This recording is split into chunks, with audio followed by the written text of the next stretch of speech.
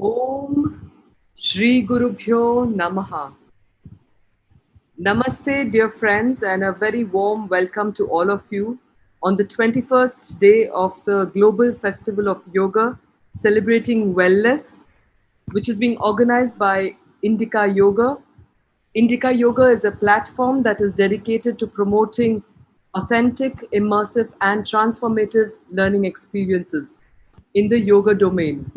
So we've tried to bring to you a lot of teachings from different yoga experts, researchers, artists, etc.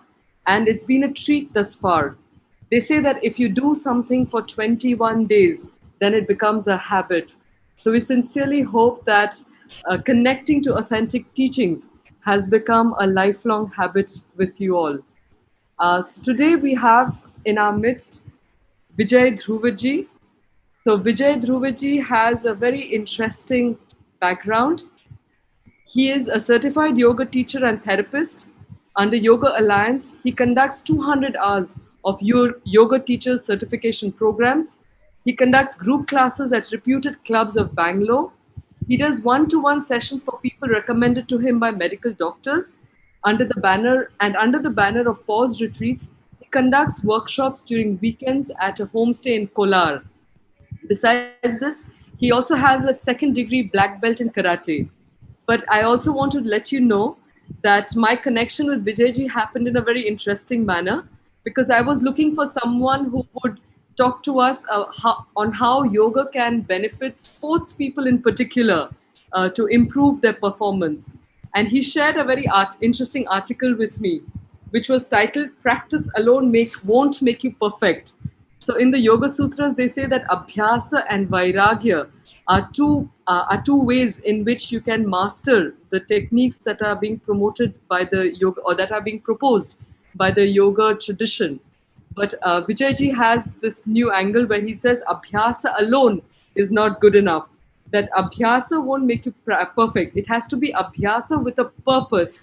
So not doing the same thing, making the same mistakes many times, but doing it consciously and with a purpose is what is going to improve your performance in everything. And in this context, he is also, I would like to mention, he is a trainer at the Tarun Sardesai Golf Academy, where he helps golfers in particular improve their aim and become better, excel in their sport.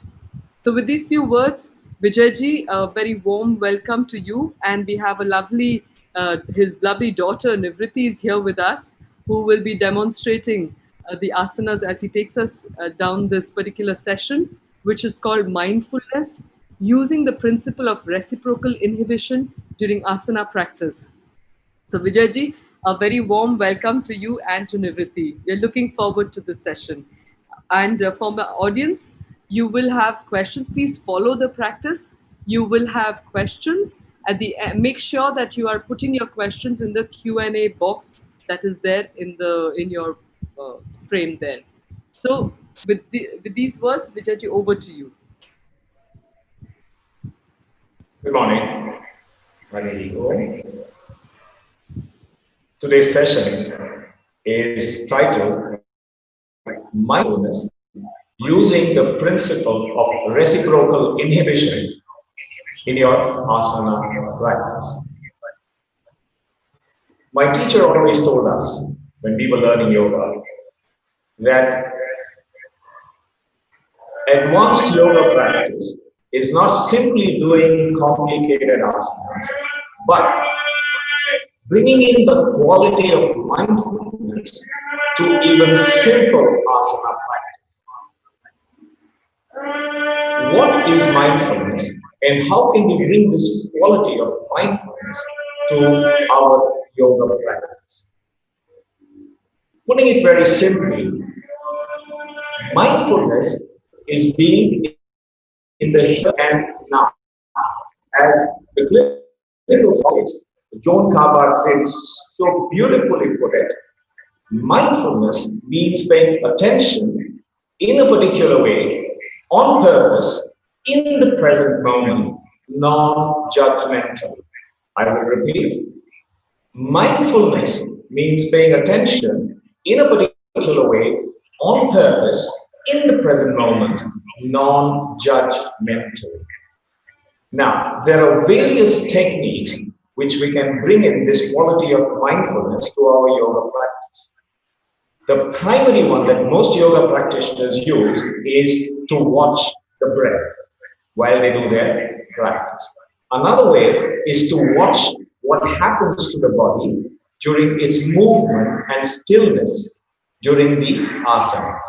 The third aspect is to watch your thoughts, which is what most Buddhist practitioners do. They watch their thoughts. But today, I would like to focus on the principles of anatomy and physiology to bring about this quality of mindfulness. Now let's look at the term reciprocal inhibition. It is a reflex that happens when you move. For example, when you bend forward, the forward bending is brought about by contractions of the abdominal muscles, the rectus abdominis, the internal external obliques, and the transverse abdominis. So when those muscles contract, the spine flexes, and the muscles at the back, called the erector spinae, stretch. This is reciprocal inhibition. All right? Now, another example, if you want to move your arm towards your shoulder, you bend the elbow. So the elbow flexes. The flexion of the elbow is brought about by the contractions of your bicep muscle. At the same time, the triceps, the muscles behind, will stretch. Now, this is reciprocal inhibition. It happens as a reflex. However, if you want to improve your asana practice, if you want to go deeper into your asanas, then we can consciously use these muscles to bring about a better movement, a safer movement, and a deeper movement. Let us identify for today's session 4 major muscle groups, right? Let's look at the first one, your biceps and your triceps. So when the biceps contract, the triceps will stretch. And when the triceps contract, the biceps stretch. The second pair, the abdominal muscles, your six-pack, when they contract, the spine flexes forward and the muscles at the back, which start from your hips right up to your neck, or the erector spinae, will stretch. All right? Now, the third set of muscles. When you flex your hips, when you raise the knee towards your waist, you are contracting your hip flexor muscles, the psoas major and the iliacus. When you take the leg backwards, extending, then the hip flexors stretch, extend, and the glutes will contract. So the 2 pairs of muscles here are the psoas major and the iliacus, and opposing that is your gluteus major. All right? Now, that's the third pair. And let's look at the fourth pair now. When you bend your knees, the hamstrings will contract to flex the knees, and when you straighten your knees, your quadriceps will contract and your hamstrings will stretch.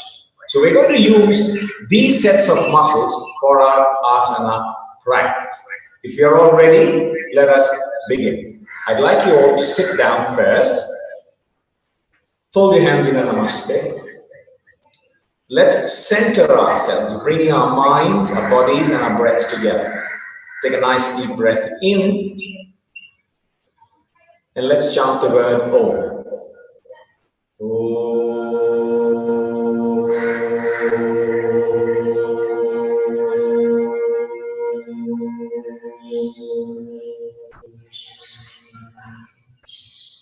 Put your hands down, take a couple of deep breaths and relax. The next 40 odd minutes are yours. You owe it to yourself. So keep the external world external and let us focus on the practice of yoga. Now, before we begin, if any of you have a medical condition, please be very careful. Do the asana practice well within yourself. If there is any pain in any movement, please stop. If there is a sense of discomfort, that is fine, but pain is a big no in my classes. Do not push your body to the point of pain. The other aspect, I'll be using two key phrases. The first one is brace the abdominals or engage your core. When I say that, I want you to breathe out and pull the navel in slightly. And hold it for the duration of that exercise or that asana. The second thing, lift your pelvic floor up. This in the Western world is called the Kegels or the Kegels maneuver. In yoga, we call this the Moola Bandha. So I want you to apply these two maneuvers on my instructions. Finally, your breathing.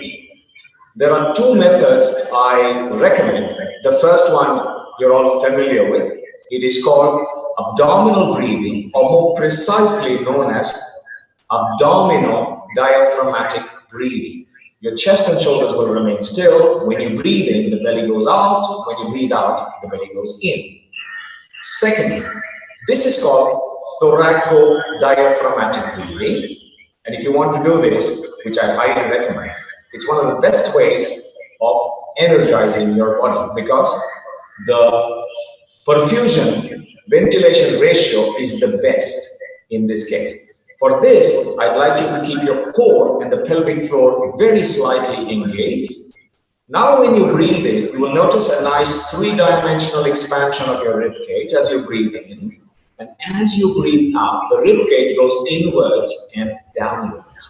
This is known as thoraco-diaphragmatic breathing. You choose any one of the two. Now, let's begin our practice. Please stand on your mat. Keep your feet mat-width apart. We'll do a few dynamic warm-ups before we go to the major program or the core program. Now, make sure the weight is equally distributed within the ball of the foot and the heel. Your knees can be slightly soft. Your pelvis is in neutral. Your shoulders are backing down. Now, place your hands on your thighs. We'll do every movement 5 times. Breathing out, pulling the navel in, lifting your pelvic floor up. Touch your fingertips to the floor. 1 and up. 2 and up. 3 up. 4 up. 5 up. That's right, hands on the small of your back.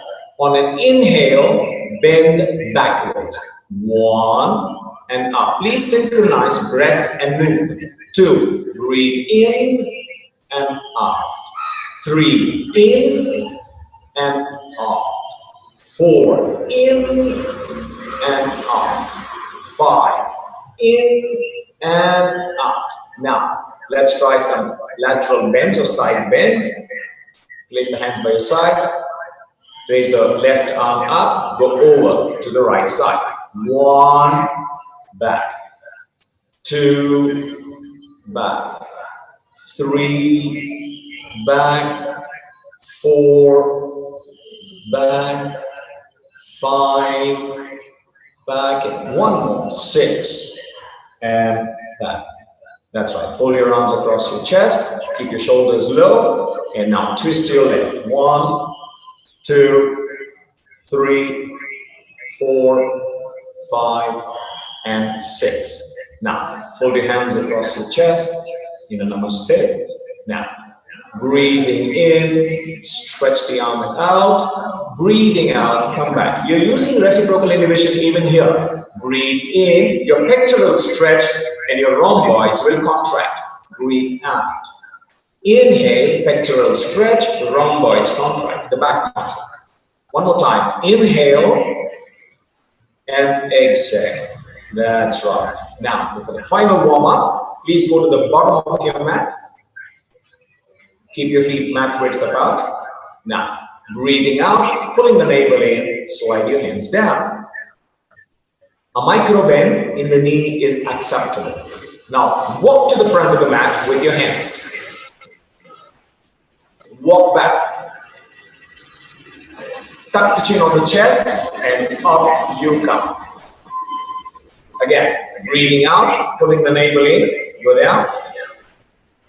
Walk to the front of the mat. Now, go into an upward facing dog. So drop your hip down, look at the ceiling. Shoulders back, shoulders down.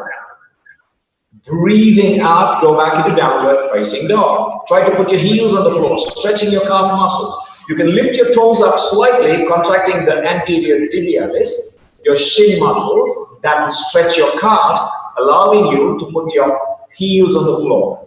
Now again, drop the hip down, look at the ceiling.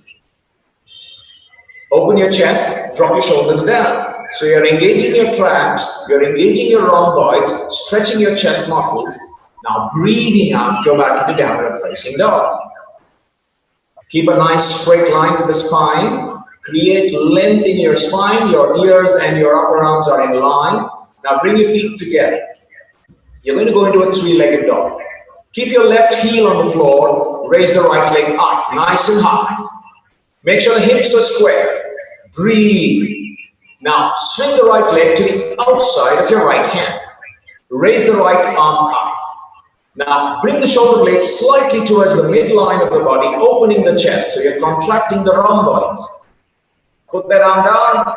Take that leg back into plank. Now plank. Let's look at plank. Tighten your ankles.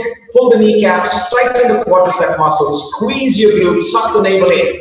Now give me a chaturanga, a push-up. Elbows tucked in. Upward facing dog. And a downward facing dog.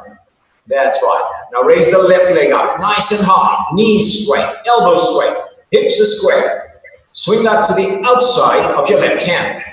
Back leg knee tight, the glute to the back leg tight. Raise the left arm up. Again, shoulder blades towards the midline slide. Put that arm down. Take that leg back, plank, chaturanga, upward facing dog, downward facing dog. Now, raise the right leg up, nice and high. Kapotasana, swing it inside. See if you can get the shin parallel to the edge of the mat in front. Now, bend backwards.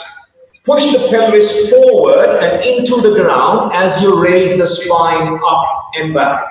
Two opposing forces. The pelvis forward and down, the spine up and back. Now, stretch forward. Stretch the arms out in front. Forehead on the floor, elbows off the floor. Stretch. Up you come. Go to downward facing dog. Now raise the right leg up, nice and high. That's right. Swing it inside for a Kapotasana.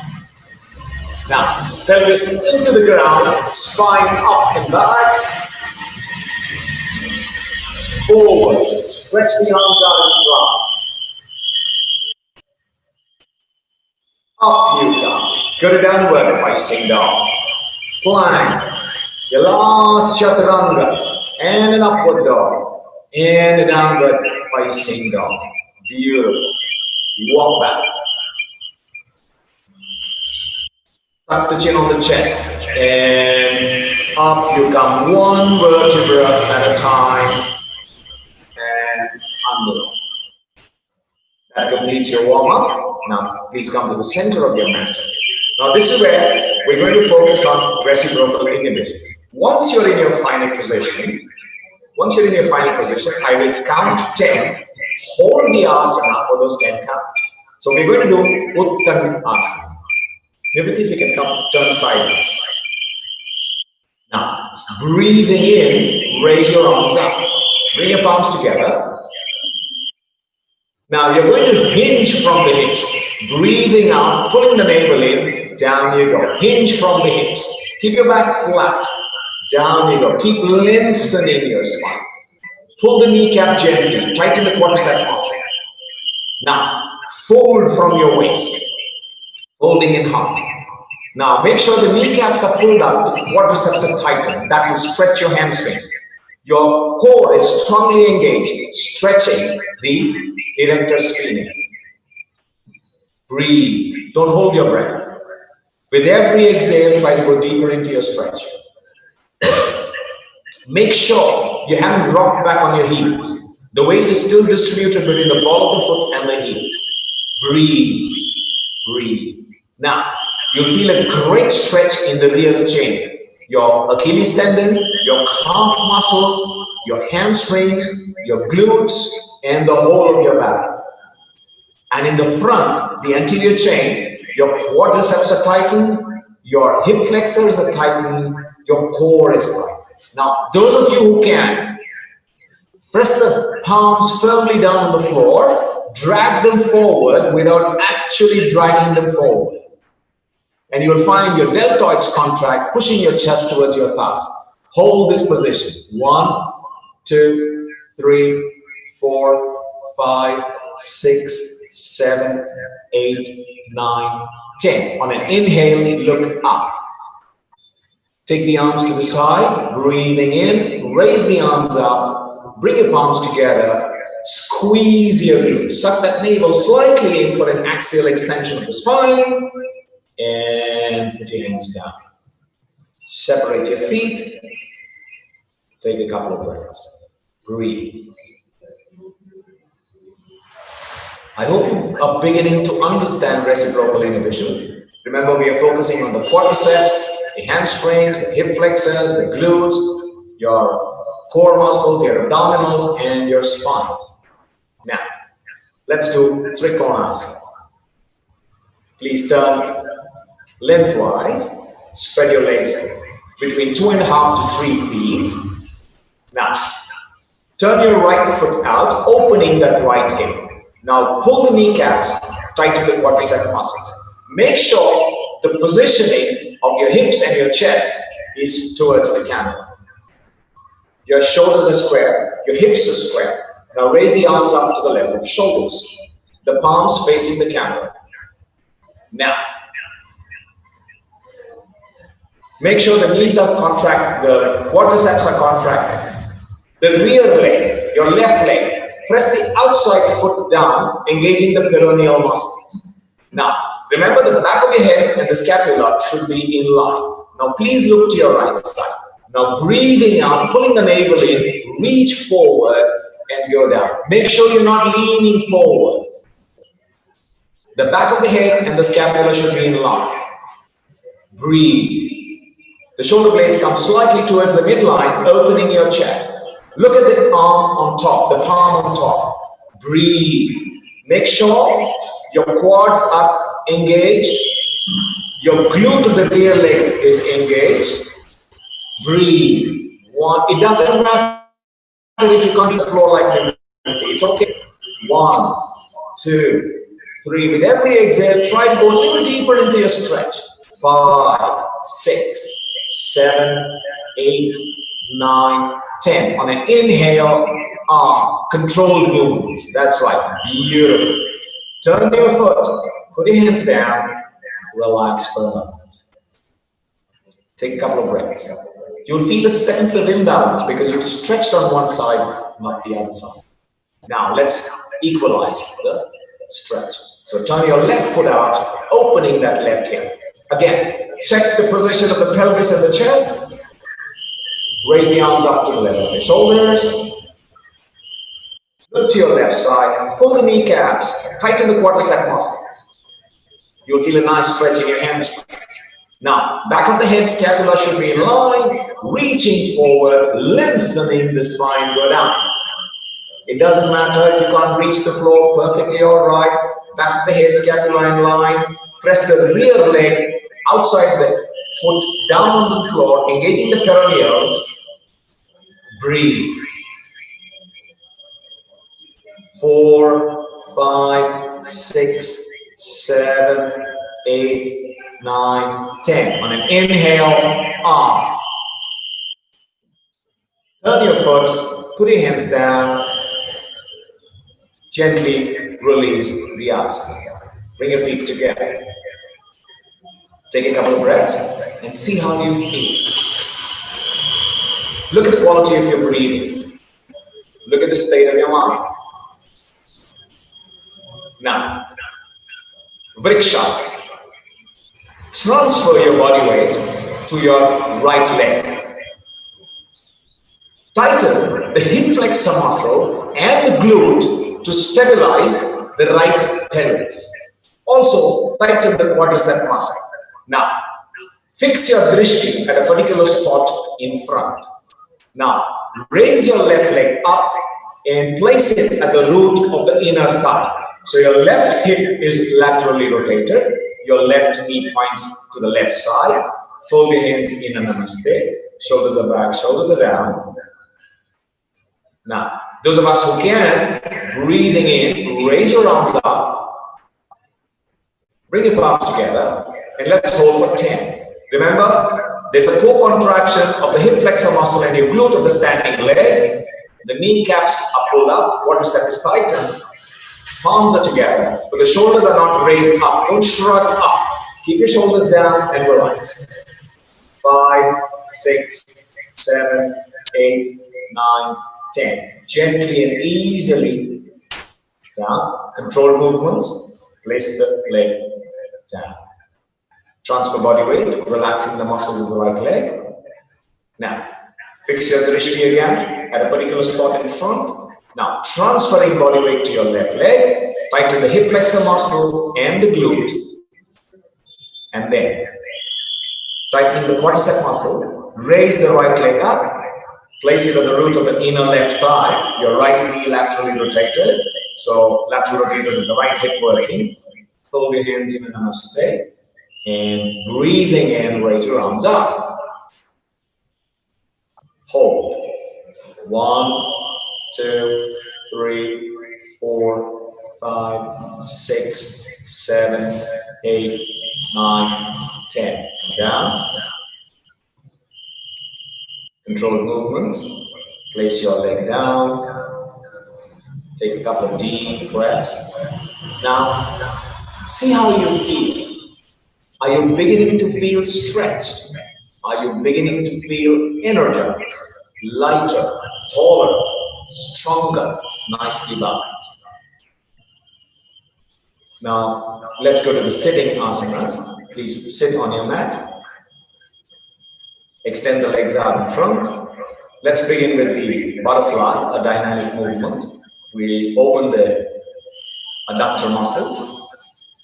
Play with your knees, keep your chest up, breathe, and play with your knees. Now, if you can, with your elbows pressed down, try to get the knees as close to the floor as possible. 1, 2, 3, 4, 5. Great job. Now, straighten your legs out. We're going to go into Paschimottanasana. Now, before we begin, press the back of the knees down, curl your toes slightly back. You'll feel a nice stretch in the Achilles tendon and your calf muscles.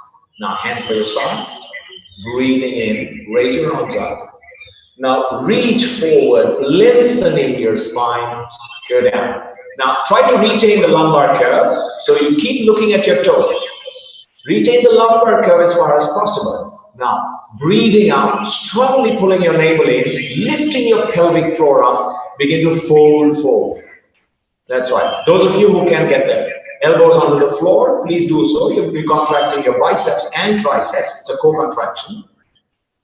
Now, pull the kneecaps, tighten the quadricep muscles. You feel a great stretch in your hamstring. Take your chest towards the thighs or the navel towards the thighs, contracting the flexor muscles and a nice stretch in your glutes. Breathe. Try to look at your toes. Do not take your forehead to your knees, rather take your chin. Retain the lumbar curve of the spine as far as possible. Hold back. 1. Consciously contract the quadriceps, hip flexors, and the core muscles. You'll feel a great stretch in your calves, hamstrings, glutes, and your back. 7, 8, 9, 10. On an inhale, up you come. Raise the arms up, stretch that spine, and put your hands down. Beautiful. Couple of breaths here. Now a counter, a pratikriya as we call it in yoga. Place your hands at the back for a Purva Uttanasana. Now your hands, your fingers can be pointing away from you or towards you, whatever works for you. Now, what we're now going to do is we're going to contract the muscles of the back and stretch the muscles out in front. So on an inhale, raise the hips off the floor, try to touch the toes to the ground and come down. We do one or two dynamic movements. So now we are stretching the rectus abdominis and contracting your back muscles. We are contracting the quadriceps and stretching your hamstrings. So on an inhale up, if the elbows are straight, you're contracting your triceps and stretching your biceps. And come down. One more, up.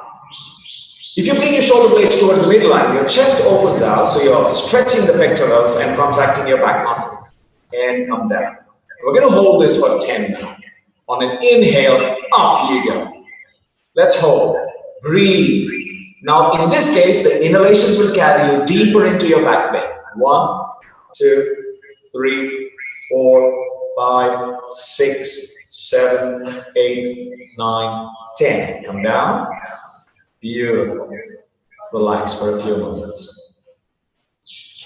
Now, we're going to go into a twist. Now, in a twist, the obliques, the internal external obliques will come into play. That's what produces a twist. So when one side contracts, the other side will stretch. So Ardha Vatsyantara. So fold your left leg, place it on the floor. The left knee points down, right across. The internal rotation of the hip. Raise the right arm up, lengthening your spine. Now place the right elbow on the outside of the left knee. Place the left arm at the back. Press the heel down, lengthening your spine. Now breathing out, look over your left shoulder. 1. So reciprocal inhibition here is with your internal and external obliques. 5, 6, 7, 8, 9, 10. Release. Switch legs. Raise the right arm up or left arm up and place it on the outside. Place the other arm in the back. Press the heel down. Feel a nice lengthening of your spine. Even your pelvis feel a little lift. And now breathing out over the shoulder. 1, 2, 3, 4, 5, 6, 7, 8, 9, 10. Slowly release. Extend the legs up. Sit in Dandasana. Take a couple breaths. Now, please go into the prone position. Lie on your stomach, as they said. We're just doing one asana here. Place your forehead on the floor. We're going to go into Bhujangasana. Again, over here, the back muscles will contract and the muscles in front will stretch. Now, place the palms under your shoulders, elbows tucked in. Make sure you keep the pelvis on the floor. On an inhale, raise the chest off the floor, keeping the pelvis down and come down. Again, on an inhale up, make sure the shoulders don't go towards your ears. They're away from your ears and shoulders are back, shoulders are down, come down. That's right. One more time. On an inhale up, so the back muscles, the erector spinae have contracted, right? The rectus abdominis stretches, shoulders are back, shoulders are down, right? Chest opens out nicely, pectorals stretch, rhomboids contract. The triceps and the biceps are co-contracted because there's a slight flexion in the elbow. Breathing out, come down. That's right. Now go into the child pose, stretch and relax. We're running slightly out of time, so let's hurry it up a little bit. Please sit up. And now lie on your back in the supine position. Knees are bent, feet are on the floor. With both your hands, hug the right leg knee to your chest for a count of 10. You are contracting your flexor muscles and stretching your glute on the right side. 1, 2, 3, 4, 5. Release. And the other side, press. 1, 2, 3, 4, 5. Release. Now, both legs together. 1, 2, 3, 4, 5. Release. Make sure your feet are now hip width apart. Toes are pointing absolutely in front. We're going to go into the glute bridge. Place the palms down by your hips. On an inhale, raise the hip up. On the exhale, bring the hip down. Now, before you do this, exhale, flatten the lower back. Now, raise the hip up, raise the lumbar spine, mid-spine, and onto your shoulders. Reverse the process. Come down on the exhale. On the inhale, go up. On the exhale, come down. Now, for those of us who can do it, we're going to go into the Chakrasana or the wheel pose. Those who can't do it, I suggest you do the glute bridge. So those of us who can, place your hands on either side of your head, palms down on the floor, fingers pointing to your toes. Make sure your toes are pointing absolutely in front. I find a lot of people taking their toes outwards, which is incorrect. Now, on an inhale, up you go. That's right. Beautifully done. 1, 2. Again, over here, back muscles are contracting. Front is stretching. 5, 6, 7, 8, 9, 10. Gently and easily come down. Beautifully done. Please hug your knees to your chest. Relax the lower back muscles. Now, straighten your legs out. We're going to go into a spinal twist. So the legs are straightened out. Place the arms out right at your body. Bend the right leg knee. Hold the outside of that knee with your left hand and gently press it down to the side. Please look at the opposite arm. 1, 2, 3, 4, 5, 6, 7, 8, 9, 10. Very gently release. That's right. Now the other side. Hold and down you go.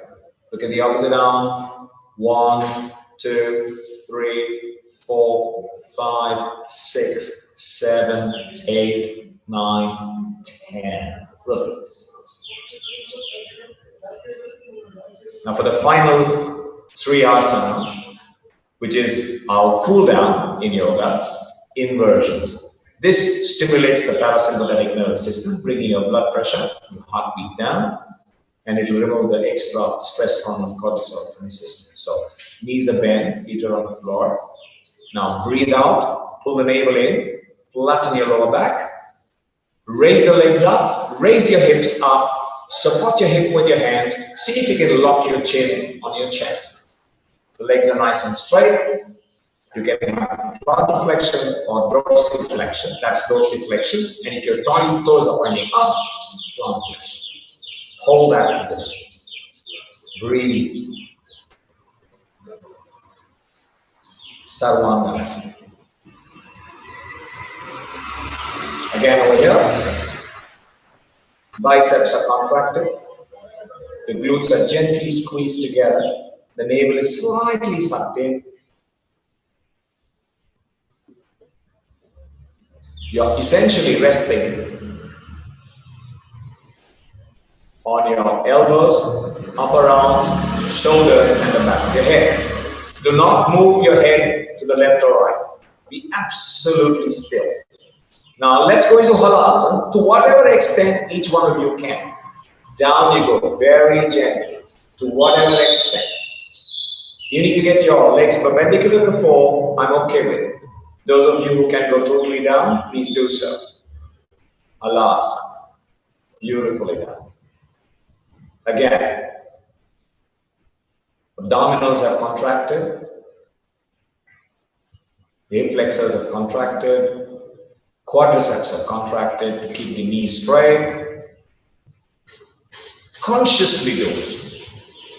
Focus on these muscles. On an inhale, up you come, back into Sarvangasana. Now from here, we're going to go straight into Matsyasana. All right? So, down you go. Place your hands under your body, one palm on top of the other. Overlap the palms. Straighten the legs out. Lift the top of your head. Put it on the floor. Bring the chest up nice and high. Matsyasana. You get a beautiful exaggeration of the lumbar curve and the neck curve. Breathe. Again, here, the neck extensors have come into play. The flexor, neck flexors will stretch. Breathe. And on an inhale, release the asana. Enter into Shavasana. Spread your feet about a foot apart. Your hands are about 12 inches away from your hips. Palms facing the ceiling. Take a couple of deep abdominal breaths.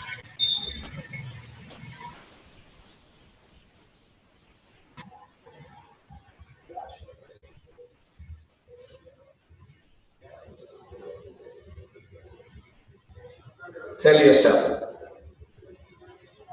I am relaxed. Relaxed am I. Feel a sense of peace, calm, and quiet.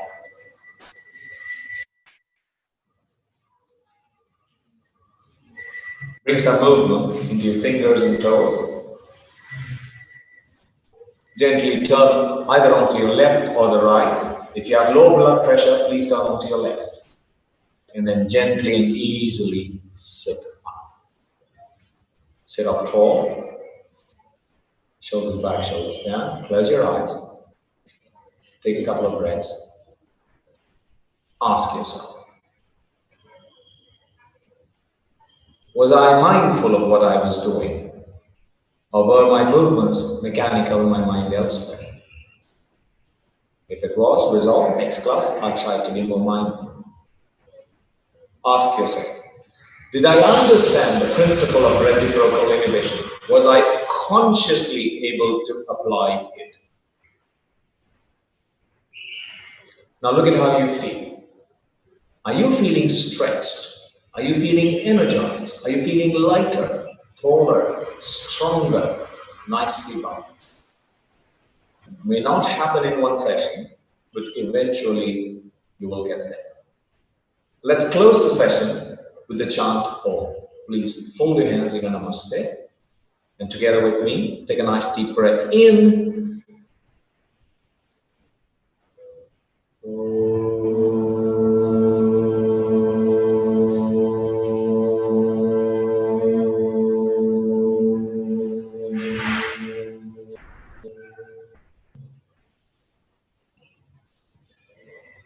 That's right.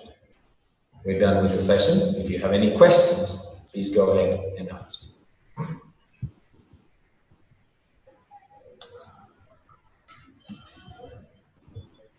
Thank you very much, Vijayji. It was a very beautiful session, and Nivriti did a wonderful job of really giving great detail in her practice as well, demonstrating it with great detail.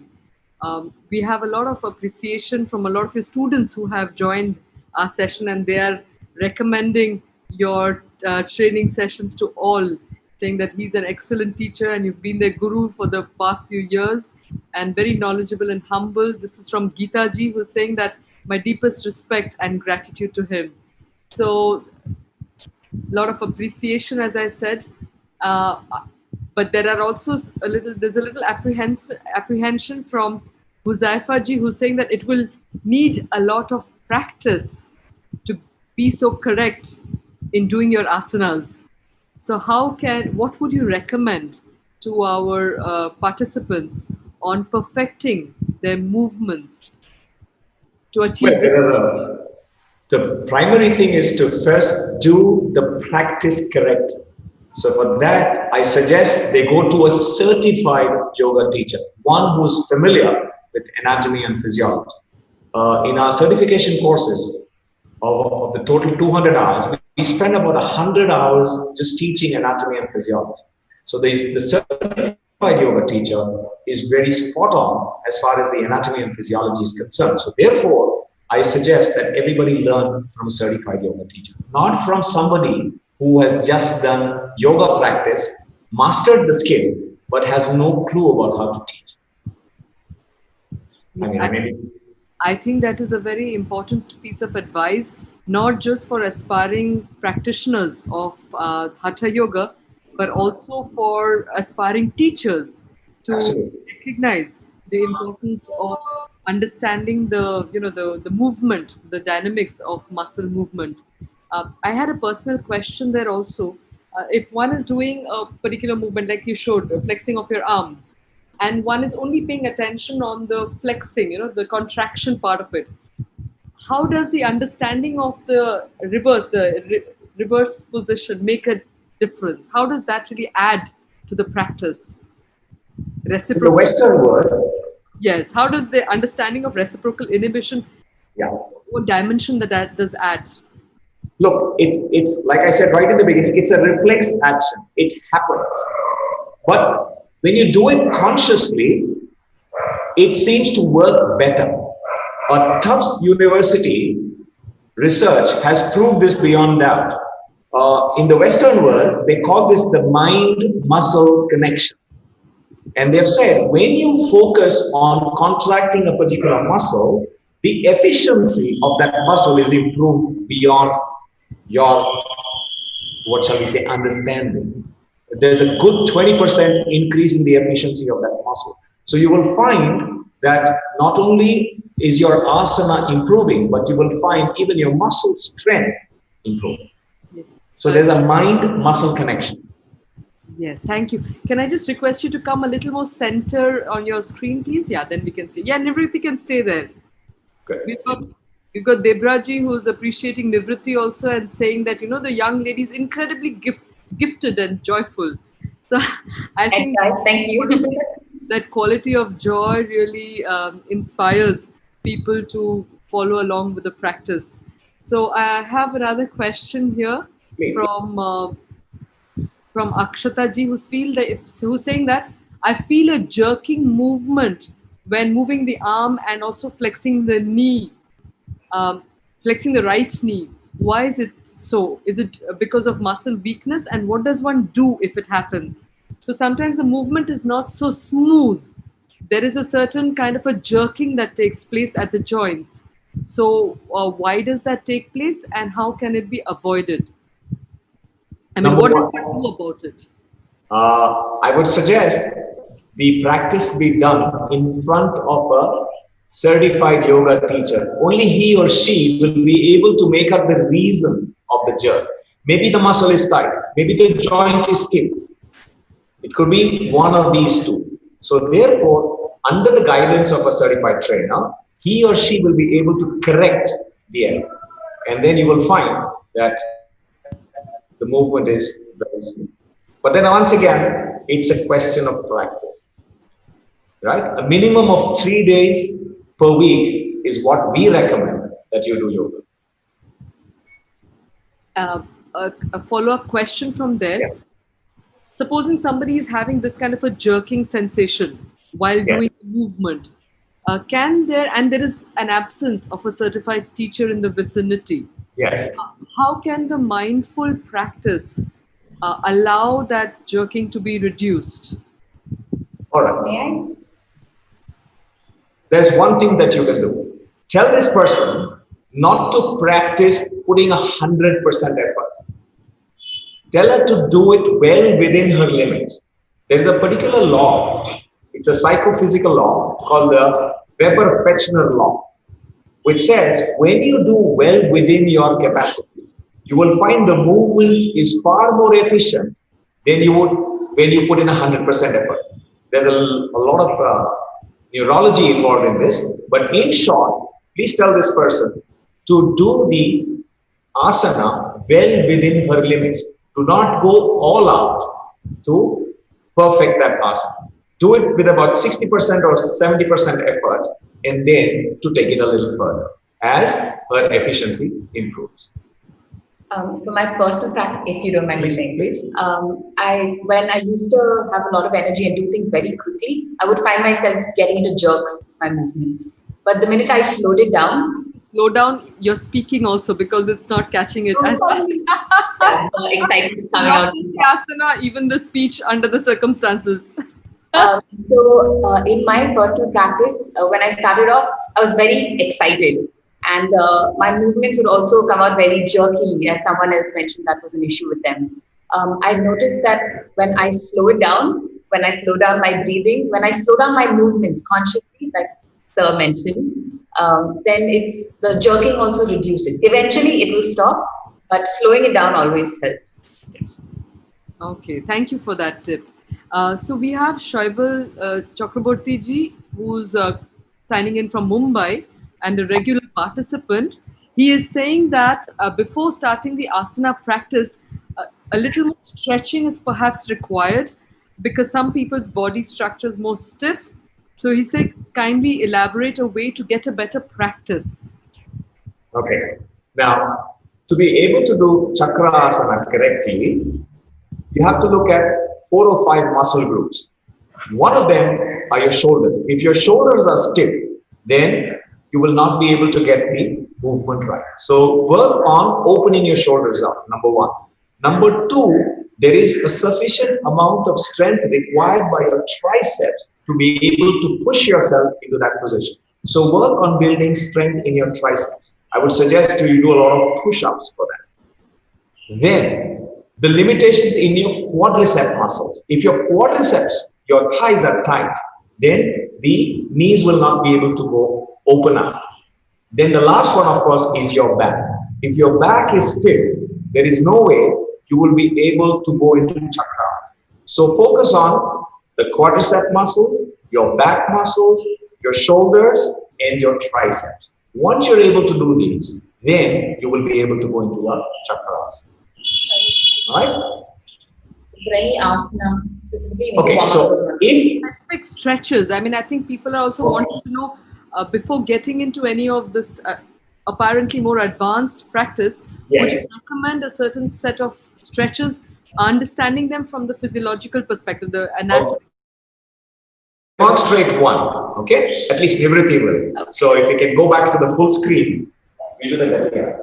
So ask them to lie down on the back, right? Now, here you have to be very careful. Take the arms overhead behind you. Now breathe out, pull the navel in, flatten your lower back. That is key, so that your back doesn't get injured. Now gently come up, touch your toes, place the hands by your hips, and take the legs back into a halas. Again, come forward, touch your toes, and go back. Do this about 10 times. Your spine will begin to become more flexible, and you will find then you're able to go into chakras. But like I said, you have to work on your back, your quads, your shoulder flexibility, and the strength in your triceps. Okay? That's why if you look at the program, we did a glute bridge before we came on to the chakras. So we work on those muscle groups. Exactly. All right. Thank you. We have a question from Debraji, who's also another very regular participant, and she's saying, how does reciprocal inhibition work for attempting to straighten the C4 and C7? I am doing my practice Ashtanga primary. My neck is problematic. It is collapsed and I have kyphosis. Very disheartening. But may I also request you to kindly, for the benefit of our audience, also elaborate on C4 and C7? C4 and C7 has got to do with the neck vertebrae, right? So now, the standard suggested by all neurosurgeons who work with the spine to make the opening a little better so that the nerves don't get compressed, there are specific neck exercises that are to be done. And those are, okay, you will move your head and neck to the left and right, up and down, side to side. And then you have to work on building strength in those muscles. So you take your palm, place it on your forehead and gently press down and press up. Press down, press up. Then to the side, press down, press up, side, press down, press up, 45 degrees, press down, press up, press down, press up. Once you've done the strengthening, then you can very gently again loosen it out. So this will help with the C4 to C7, number one. Number two is the kyphosis. The upper back is rounded. She has exaggerated the convexity of her spine, which is incorrect. The spine has got 4 curves, but this curve is exaggerated. So there is one exercise I really suggest you do on a regular basis. Okay, I will demonstrate it. Ask her to do it on a regular basis, and she will see the difference. If you can take the laptop to the corner there. Okay, can you see me? Yes.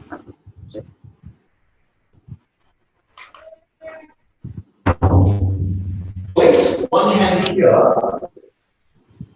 Go to a corner. The elbow and the palm are on the wall, on door, and here on the wall.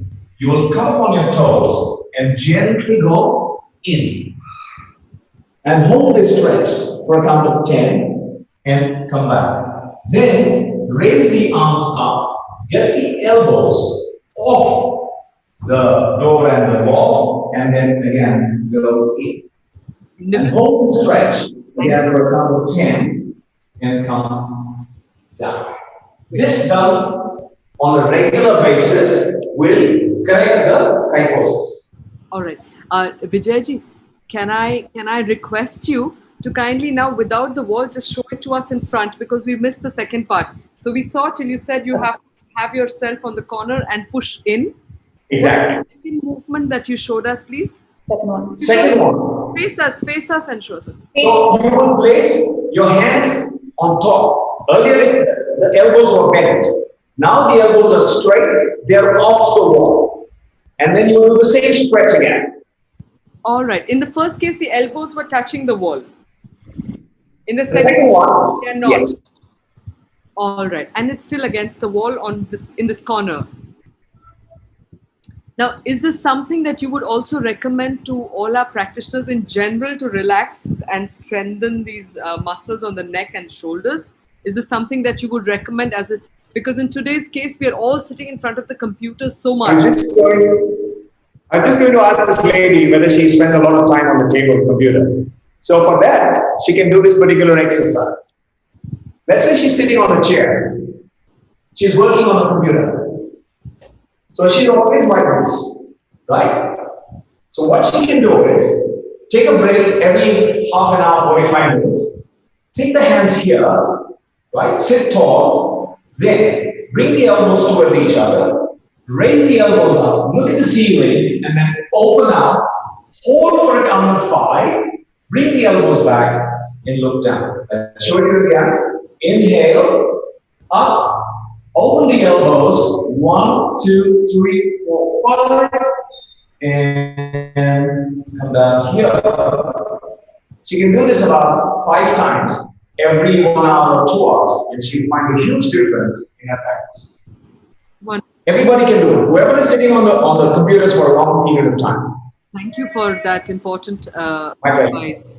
Yes, we have on similar lines. So I guess because of your expertise in the anatomy aspect, the anatomical aspect of the yogasanas, you've got a few questions which are around these specifications on how one can feel benefited by certain stretches, etc. So Abhay Singh ji is saying that I have a specific personal question. I'm diagnosed with lumbar spondylosis and asked not to do forward bending asana. Absolutely true. Because of various practices, now I'm able to bend forward and do those asanas. So can I do much further? Can I go further? Sorry about that. Okay, so yes, if you have spondylitis, lumbar spondylitis, then it's called a herniated disc. Okay, now the thing is, forward bends in the initial stages are not recommended.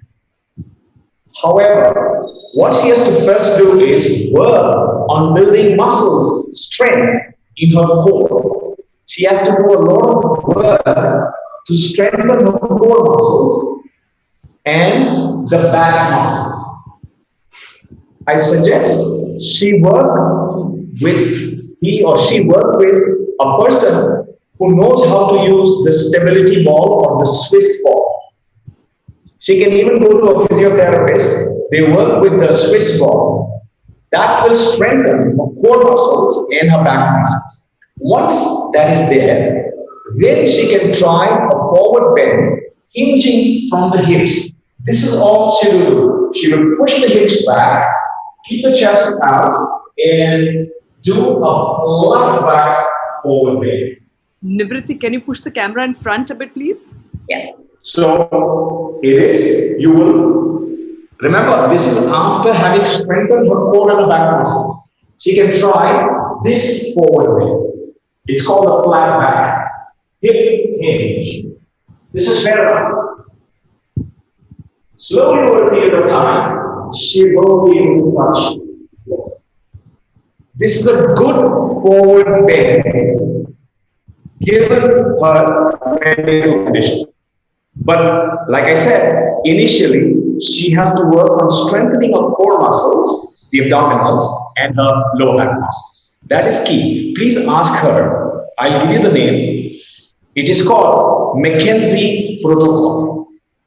If you can write it down, the Mckenzie Protocol. Right. Ask her to look up Mckenzie Protocol. There are a series of 7 exercises that will strengthen her back.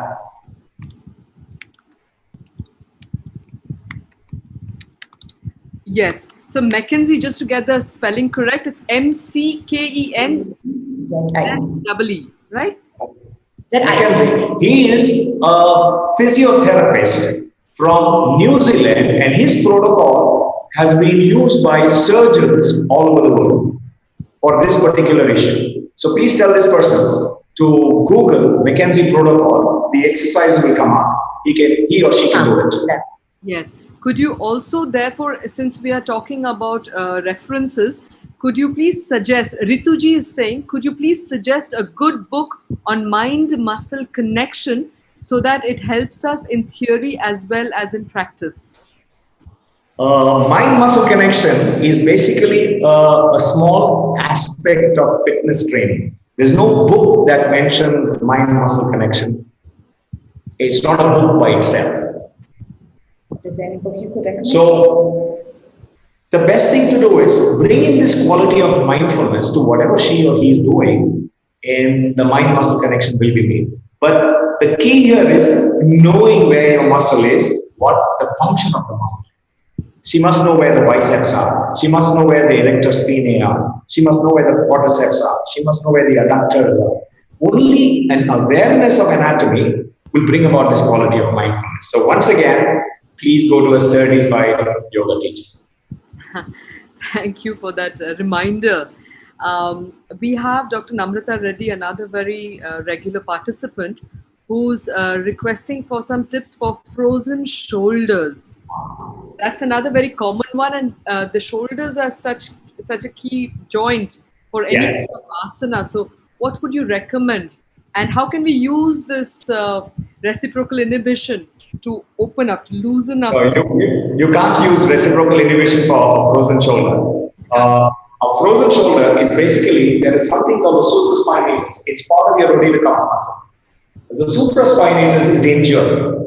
It's hurt, it's spasmed. So you will find frozen shoulders, the arm cannot be lifted without pain. It pains a lot when they try to lift the arm up. Once they've lifted the arm up here, the deltoid then takes over, and this area will be pain-free. All right? But the initial movement is very painful. That's why they call it a frozen shoulder. It doesn't move, right? It's not my thing to point out over here. I would suggest she visit a physiotherapist. He will unlock the shoulder.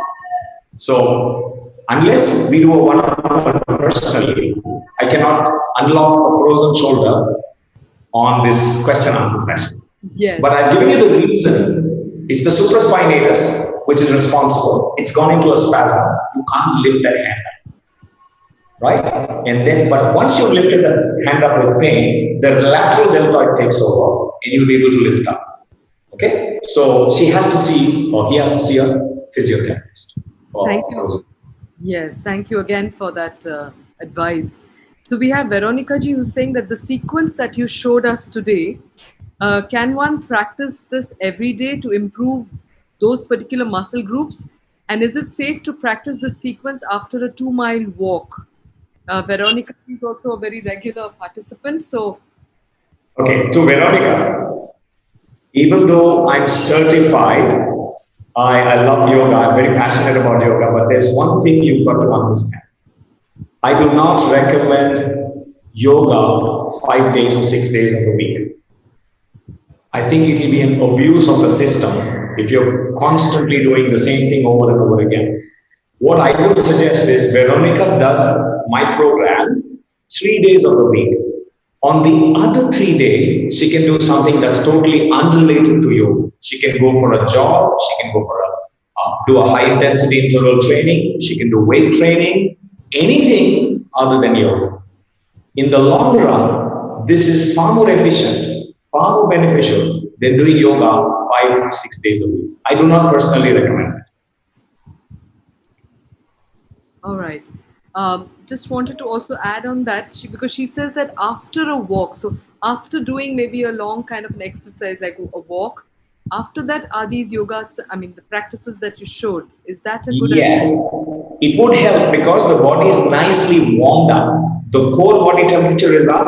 The spine, the ligaments, the tendons are more pliable, and therefore she will find her yoga practice much better after a walk or nice warm.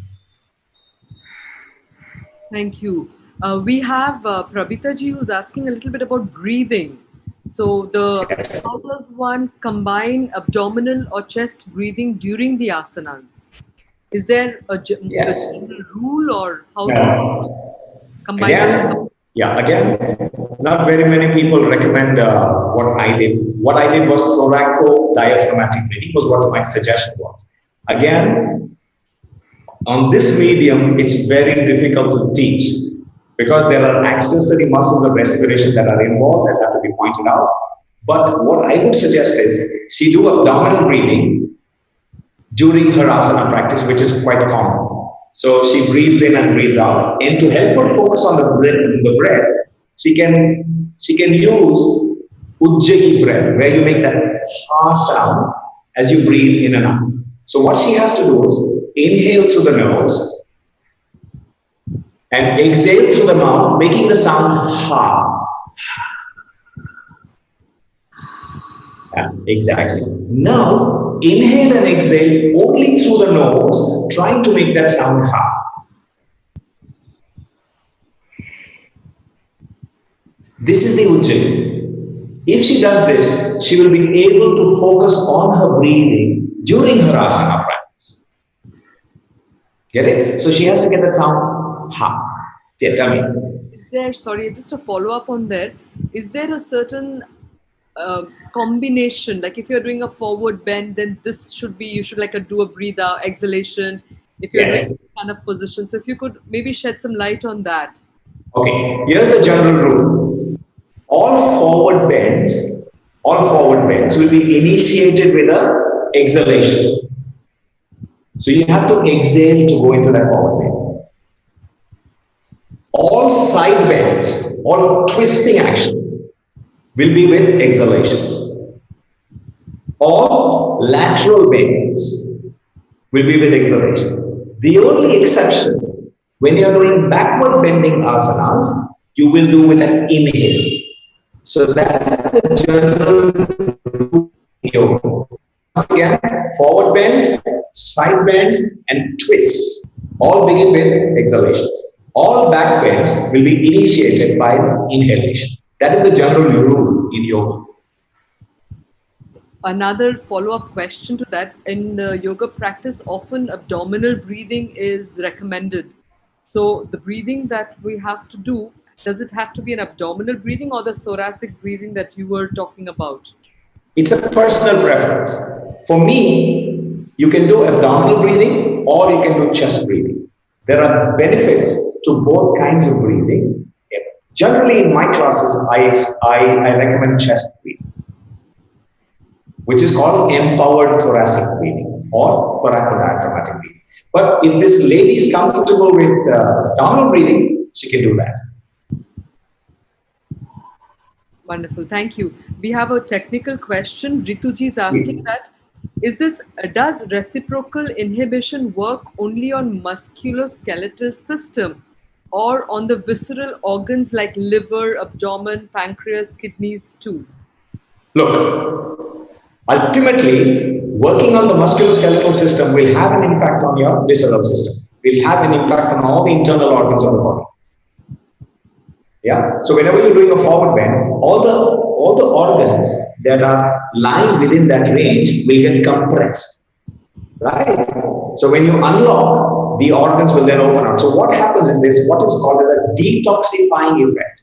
All the stale blood, the lymph, whatever is inside, gets squeezed out, and when you unlock the asana, fresh lymph, fresh blood, fresh everything gets into the system, detoxifying. It's very similar to when you mop the floor, right?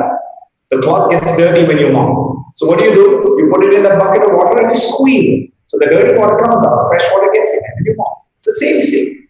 All asanas do that.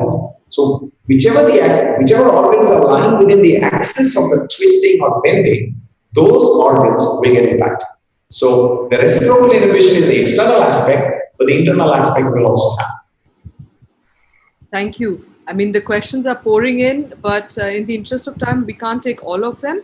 But there are two, again, technical questions that would be, I think, good to address on the session. One of them is by Dylan Long, another regular participant from Singapore. And he's saying that if I'm going to attend 2 yoga classes in a row of 60 minutes each, and one is a strength class and the other is a stretch class, which one would you recommend should proceed and which one follow? Okay, again, there is no black and white in fitness and health. To improve your fitness, there are 4 or 5 factors that are involved. If you want to be really fit, then you have to work on your cardiovascular system or your aerobic system, your heart-lung machine. That's the cardiac, the aerobics.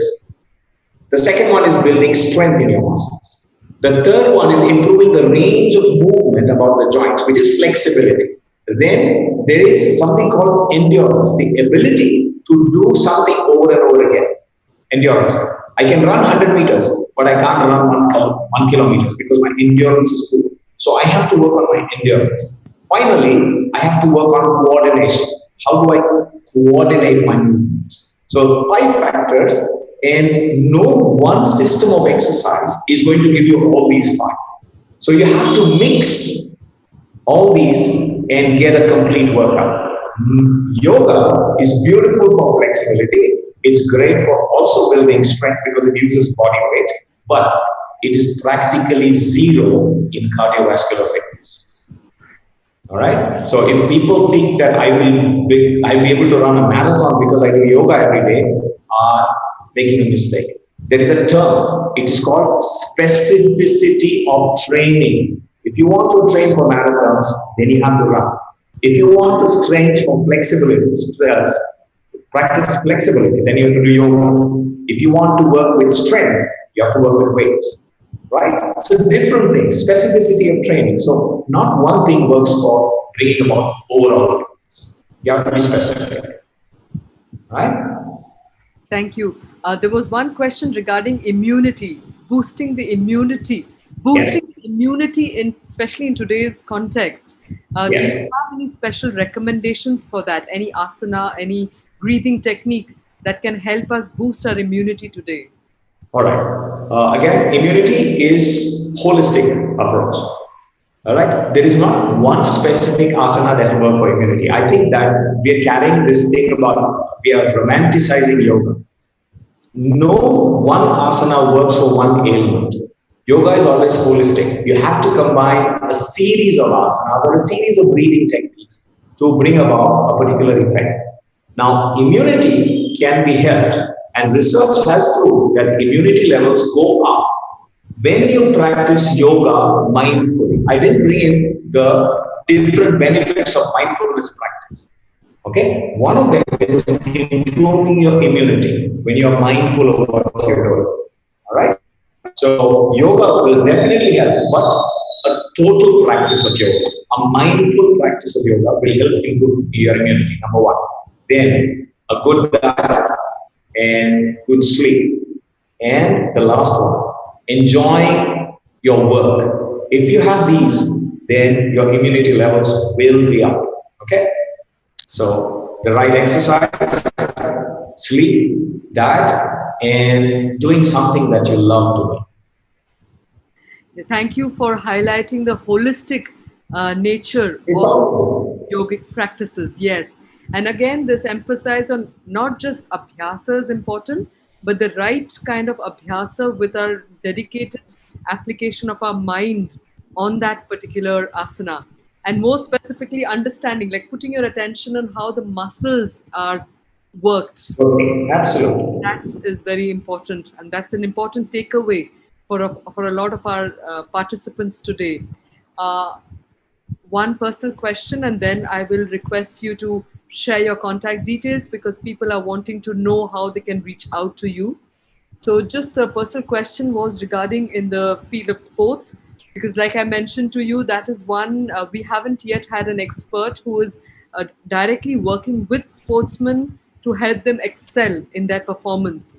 So how do you, what is the kind of value that you're bringing to sportsmen through your training to them?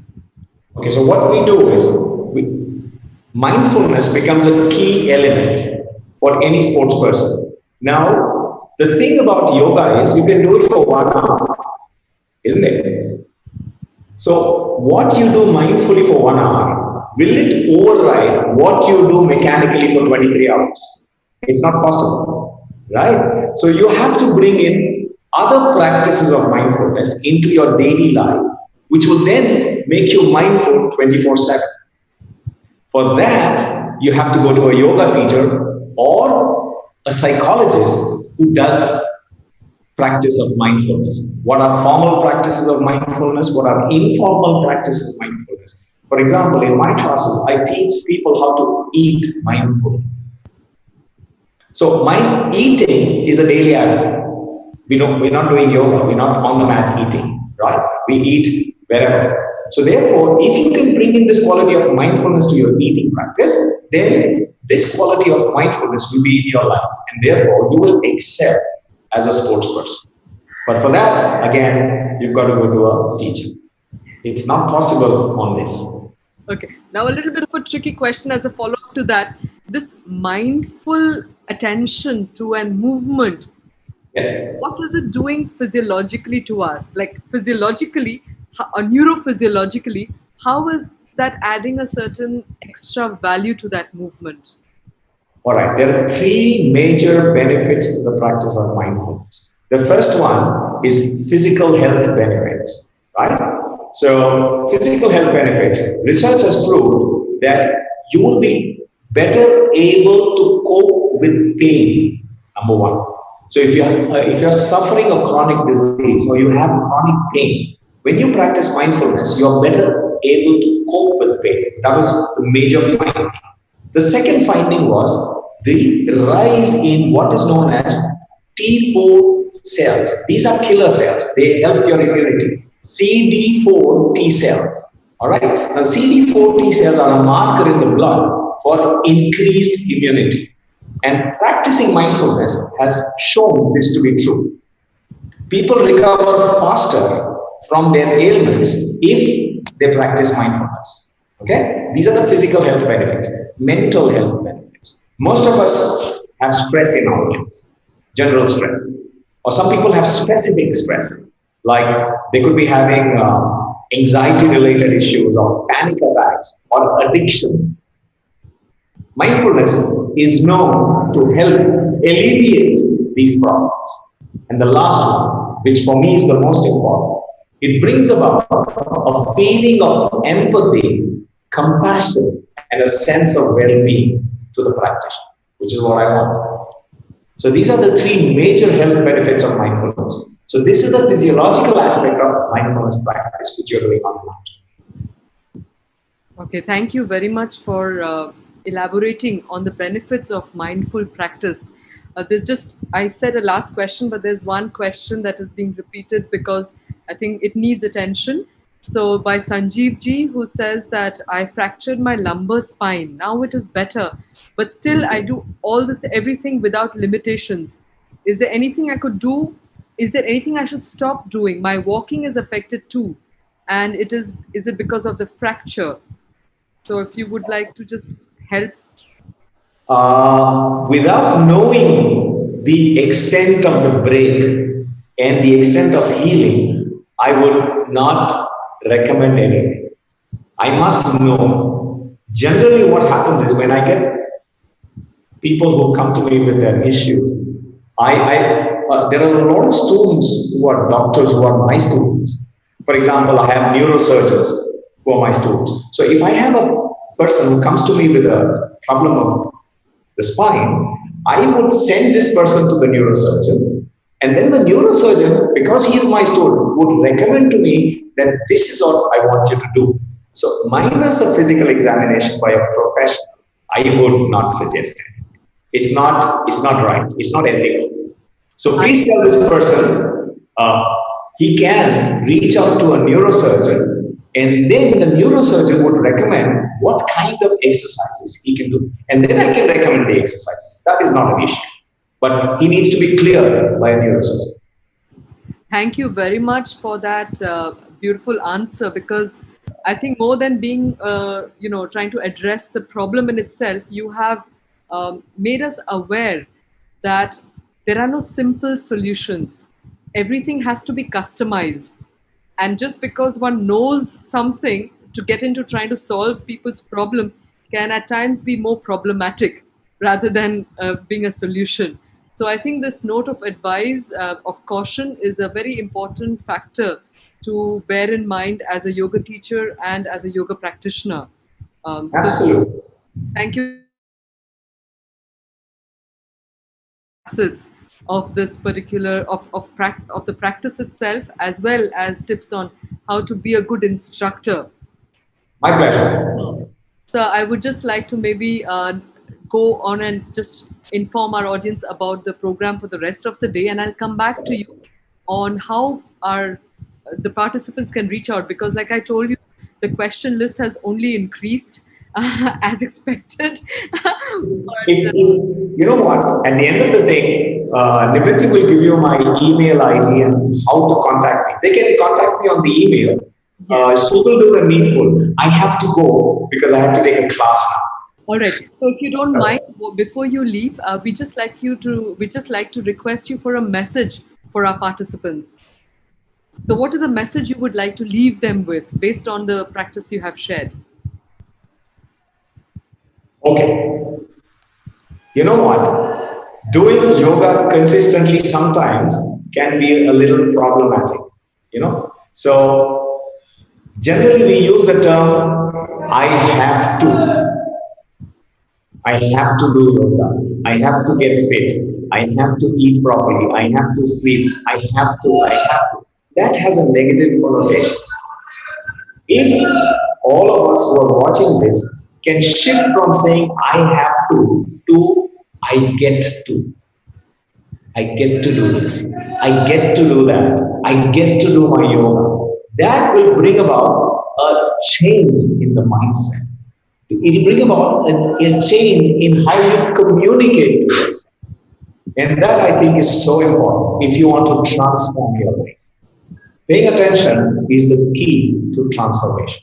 So if you want to transform any aspect of your life, start saying, I get to do this. I get to practice mindfulness. I get to do my yoga. I get to go for a run. How many of us can actually run? There are so many people who can't run. Yeah, and we look at, do I have to go for a run? Yeah, so instead of saying I have to, please say I get to. 3 simple words which can transform your life. Thank you very much. We got to attend this practice, and I think we are all very fortunate, even from Indica Yoga, to have been able to arrange this for our participants. Thank you very much. I will not hold my pleasure. So, Nivritti will give you the details, okay? Sure. Thank you. Thank you. Thank you. Nivritti ji? Yes. Hi. Hi. So I will make the announcements for the remaining days for the day's programs, and I request you in the meanwhile to kindly type out the details on it right now. Yeah, to all attendees. So Srinivas ji, I request you to kindly show the poster for the rest of the day.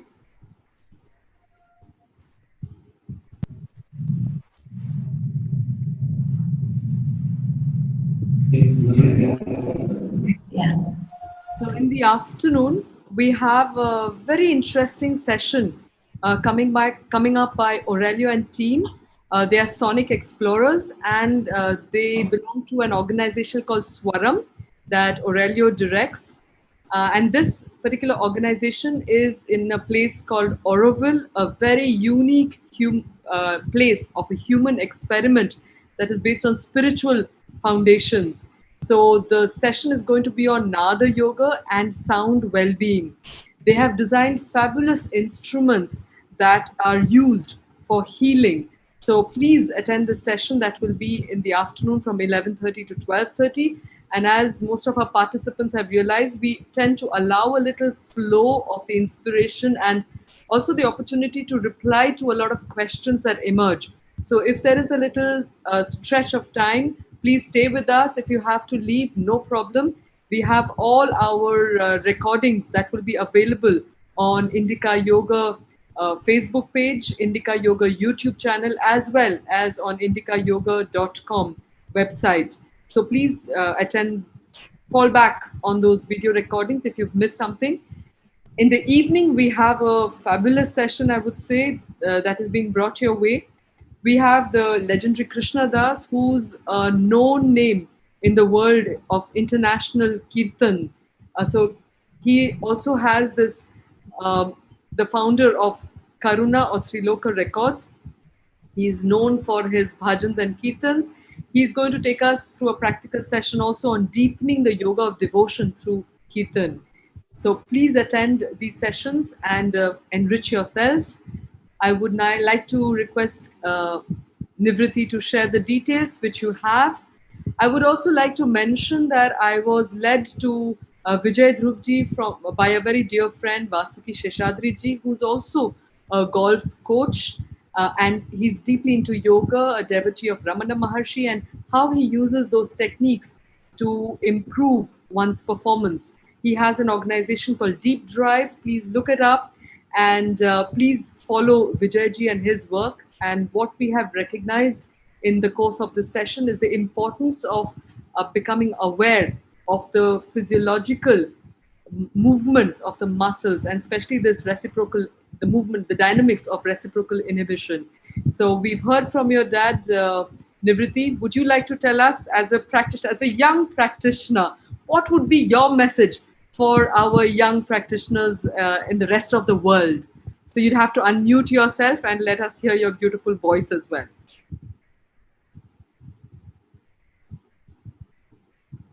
Can't hear you still. Now? Is it good now? Yes. Okay, awesome. I'd just like to say, first of all, thank you so much, ma'am, for this opportunity, to my dad and me. And to everyone else out there, just like my dad said, love what you do. When you bring a smile to your face, when you're grateful for what you get to do, when you're grateful for your limbs and the way they move, everything just seems easier. And yeah, I just feel like the more you enjoy things, the more you love something, it's not work. It doesn't become work afterwards. Wonderful. Your smile is infectious, and there are many on this session who have been inspired by it, let me say. And so thank you very much. Thanking your dad once again. Thank you all our participants for being such a fantastic audience with great questions. So keep this Yeah. connection going. Yeah, thank you for all the We have another 9 days officially, but the good news that we had for you is we are extending it by another 10 days. So stay with us, get many more people to join. Nivriti, tell all your friends that they should already participate. done. Yes, that's between us, a deal. So, so please be with us. And with these few words, thank you to our technical staff, also technical support team, to everybody. Thank you very much, and stay happy. Join us for the afternoon sessions of sound immersion. Take care. Good luck with everything, ma'am. Bye.